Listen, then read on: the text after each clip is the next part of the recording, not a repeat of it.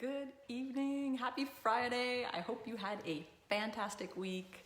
I hope that some of you are coming out of lockdown and you are enjoying yourself tonight. We are still in it, but I actually could see that there are less people online right now. So I think that means that some people are like out living, enjoying their Friday night. So that's amazing. Hey, Michelle. So tonight we're going to talk about haters. Ooh, haters. It's a big topic. It's a really, really important topic. And my slant, as usual, is going to be that we're going to be talking about it from a network marketing perspective. But I think that this is a topic that translates into pretty much every dimension of our life. So I think that you will draw value from this even if you don't have your own business. Hey, Barbara, happy Friday. For those of you that don't know me, my name is Marika Gardner. I'm up in Montreal. I am a mom, I'm a doctor. I have a home-based business and I absolutely love coaching people and helping them with the mindset stuff that they need to work on in order to find success in whatever it is that they are doing. So here we go. This topic is coming up right now, not because I'm experiencing haters myself that I know of, right? Like there's probably someone out there and I just don't know about it. And we'll get to, we'll get to the why and all that stuff in a few minutes. But this is actually coming up because two people in my life that I care about that are in network marketing are both experiencing some hatred right now. And watching them go through it and navigate it has been quite eye-opening. Watching the grace with which one of the people I really look up to is dealing with what she's dealing with is incredible. And then watching my little sister also experience this. Obviously, I'm like mama bear, like super protective. I'm like, right? It like brings that feeling out. So, we've been having conversations around that. So that's why this topic is coming up right now. And so I'm going to break it down and talk about, Anna, you can't get any sound. I don't know. Am I the only one who can't get sound? Let's see. Barbara, can you hear me? If I'm talking to myself right now, somebody else let me know. I wonder. I don't know. I'm going to keep talking and I'm going to see if anybody else lets me know if they can hear me. That would be amazing. It's very possibly you, Anna. I don't know. I don't know what's happening. So I'm going to keep going and we will see. Okay, I think Shelly can hear because Shelly's saying, hey doc, haters have internal issues. So I think Anna, it might be your computer. Awesome, Shelly, you can hear. Okay, I'm gonna keep going. And Anna, I hope you can catch the replay. Thank you, Shelly, you're amazing. So, and Barbara, you can hear too. I love you guys, thank you so much. Okay, so let's talk about who the haters are, why they're hating, and what to do about it. And understand that this is not me talking like about haters like, oh, haters are the worst and we should be mean and like put them down or whatever. Not at all. Like who has time for that, right? This is me talking about haters for the people who are going to encounter them so that they're prepared, they're expecting it, they know they're not alone, they kind of know a little bit how to navigate it. So that's the point of view that I'm bringing with this information, okay? So you're gonna find, I've heard Ray Higdon break it down into like 2 classes of haters. I kind of like to break it down into 3, okay? But you wanna think about 2 broad categories. You're gonna have people who hate you from below and from above, okay? And we're gonna start with below and we're gonna work our way up, okay? So when you decide to do something, right? Start a new business, or it could have nothing to do with network marketing. Like I said, maybe you decide to go back to the gym after you haven't been exercising for a while. Maybe you decide to go learn a new skill. You decide to do something different, okay? And what do when we decide to do something different or when we're making the decision to do something different? We share it with the people closest to us. Right? It's like the natural thing to do because we expect that people are going to be as happy for us as we are for ourselves. And that's not true. like, I hate to burst your bubble if you were living in there and you were thinking that everyone's going to be happy when you make different decisions for yourself. But the reality is that when you make a different decision for yourself, or you're in that process of thinking, I kind of want a different life right now, the people around you are not going to respond the way that you expect. And I like to break this down, and I know I call this like the below category, but let's say this could be like the people just in your space, like on your level. Those people around you, let's break that down even further. There are going to be people there who are oblivious to what they're doing, but they're trying to hold you back. And then there are people who are on purpose trying to hold you back, okay? And I know the term hater is like a bit harsh, okay? So I'm not really saying all these people are like hateful, awful people, but let's think of it as anyone who's trying to hold you back, okay? A hater, a holder back. It's easier to say hater. So you make a decision to do something different, and all of a sudden you're hitting the gym 3 times a week, and the people in your network, like your circle, aren't, and they're like, oh, really? Like, oh, you're doing the gym thing again? Like, I thought we were gonna go to the mall. I thought we were gonna go for a walk. I thought we were like, whatever it is. Your decision to change your life has made them feel uncomfortable with their decision not to, in a lot of cases. Maybe you decide to start a business, and your decision of, you know what? Yeah, I got this doctor thing going on, but there's something out there. There's something else for me, and I need to go figure out what that is, because I think it could be better for my family to add in something else to the mix, okay? And the people around you that know you as the thing they've always known you as, that makes them uncomfortable. And the analogy that I've heard used, and I love this analogy, is you take a bunch of crabs and you put them into a bucket. Okay, I'm not calling all the people in your family crabs. I'm not saying that if my family's listening, but you hear me, right? So you have all these crabs in a bucket, and one crab decides, you know, screw this, I'm going to go explore. And they start crawling up the side of the bucket. And you know what all the other crabs do? They're like, where's that one going? And they all go and they go in and go pull them back down. They don't know why they're going. They don't know what they were going to do. They don't care. They want all the crabs to be in the same place like they always were. That's what the people who are comfortable with you being the way you've always been are doing. They're just trying to keep everything the same, okay? They're oblivious. And like the number of times that I had, you know, different family members like, well, like, isn't it enough? Like, aren't you busy enough already? Like you say you want to do this to have more time with your kids, but actually you're going and spending an hour away from your kids to build your business. Did you notice that? Haters. Holder backers, right? Like, they want to keep you where you are. And here's the crazy thing, right? We take this to heart. We take it so to heart because these are the people that we think know us the best and want the best for us. And so it can be very hard to break out of what other people want us to do. And I see this all the time. You know, you share business information with somebody and they're like, oh my gosh, they see how something could change their life.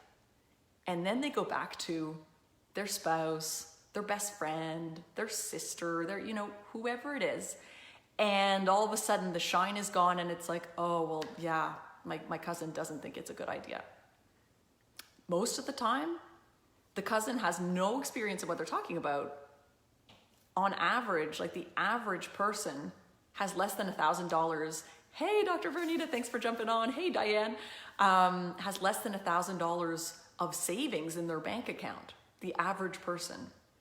But people are making decisions based on what people are telling them who do not have experience, who do not necessarily have, you know, any sort of level of success in the domain that you're making a decision about, okay? So why do I say all of this? To become aware that that discomfort, it doesn't mean that you're doing anything wrong for wanting something different, and just know that you're going to go through it. there are going to be people who aren't going to understand. They think they're helping, they think they're being supportive, and they're not. So just know that, okay? Shelly's saying, I've had a couple of block parties. It's so much easier not even coming across their names in my newsfeed. Exactly. Like, this is the beauty of how we can control who is in our space. Like, you've got to control that. You've got to protect your space and your time. Like, it is gold, right? So there's the people that are oblivious. And then we're riding up the like hater ladder here. Then you have people who on purpose are trying to hold you back, right? These people are jealous. They don't want to see you succeed. And hopefully this is the minority. But hey, Natalie, there are going to be those people too. And these are people maybe that are more like gonna make up stories. You're gonna, like if you decide to keep going despite whatever the jealous and the hater people are saying, you'll hear some wild things. Just put it out there. And, they're gonna like, oh yeah, well, yeah, like, I guess you can do that because like, well, you already, you have that time, or, oh yeah, like I wouldn't want to work that hard. Like, they're just gonna like put you down, put what you're doing down, talk about you behind your back, like that kind of thing. Again, that's all their drama. It has nothing to do with you. It has nothing to do with you. And let those people fuel you. Like, let that be your motivation to not stop, right? Okay. Now, again, we're going up the ladder here. Now we're going to be talking about what I think, hey Manny, hey Andrea, what I think are like the most toxic haters, okay?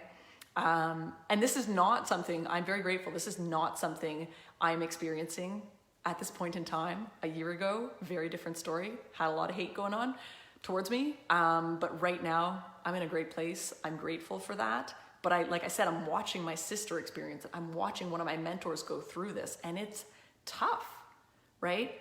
So now at the top of the hate ladder is the people who are above you, who want to keep you down.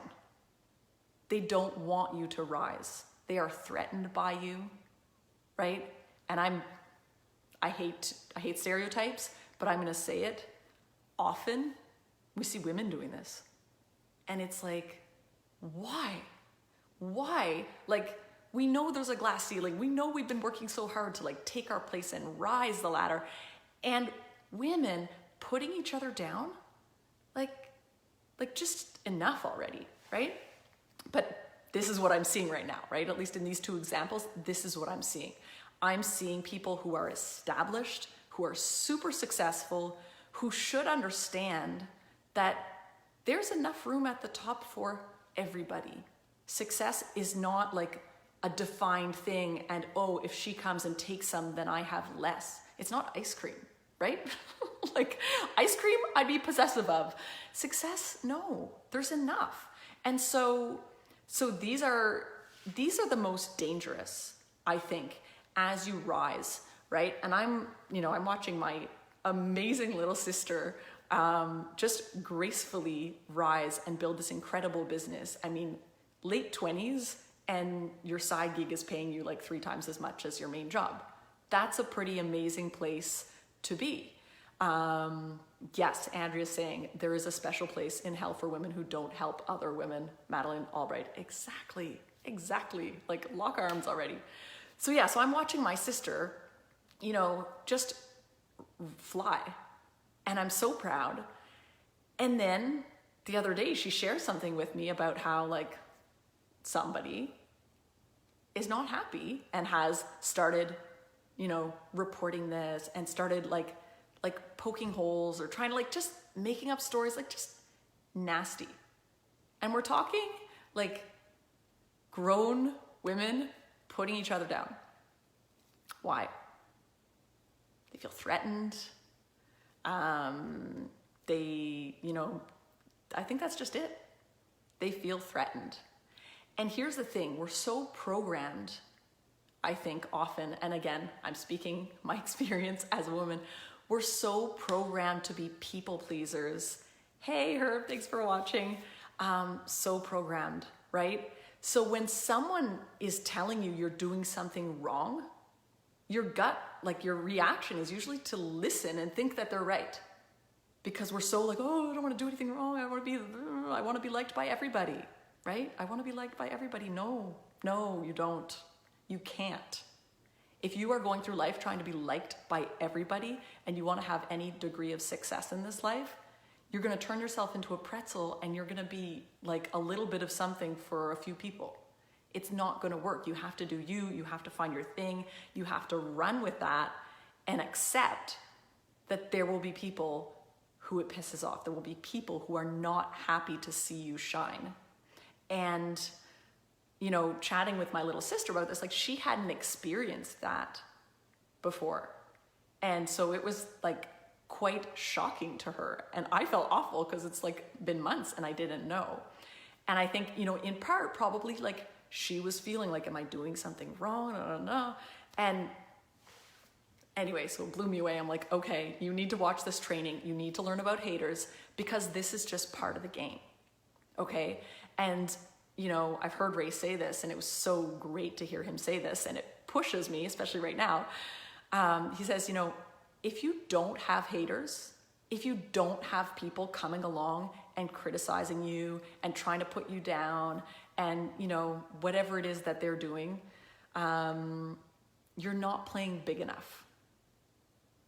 You're not. You're staying too comfortable. You're staying too quiet. You're staying too like people pleasing, vanilla. I'll just let everybody like me and, you know, maybe someday I'll do something.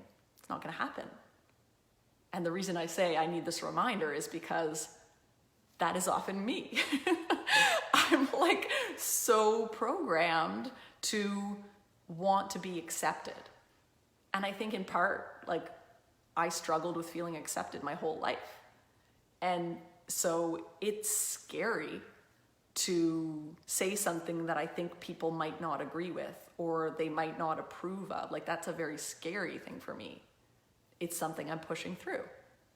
Obviously, working on it, right? We're a work in progress. So that's my take on the three kind of groups of haters that you're going to encounter. The oblivious, trying to just keep you where they're comfortable, the on purpose, kind of nasty, and then the above you, like happy to cheer you on when you were down there, but all of a sudden when you're getting closer and closer and you're about to fly past is what I'm seeing my sister doing.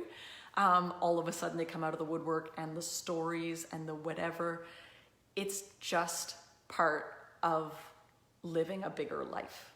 Okay, so for all the leaders and all the upcoming leaders, you know this. And I think it's so important that we explain this to our teams, that we explain this to our people so that they're not blindsided when all of a sudden, you know, whatever, like someone is, you didn't do this, or you said that, or you're making that up, or you're like all the drama, right? So just, you can't protect your people from the drama. You can't keep the drama away because they're out there.